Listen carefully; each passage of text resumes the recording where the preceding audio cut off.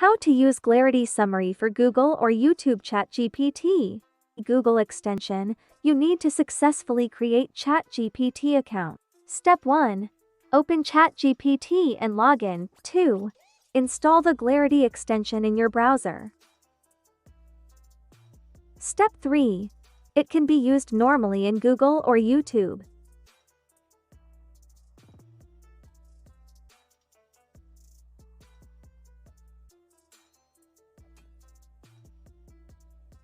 If the error is still displayed after completing the above operations, Clarity recommends that you use a more stable method.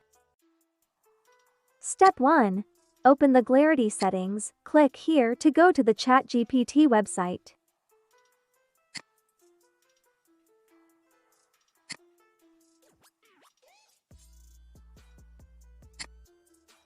Step 2. Generate and copy your own secret key.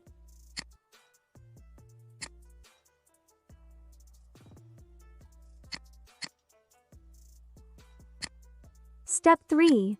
Paste the secret key into the Clarity plugin and click Save. Okay, start your pleasant experience.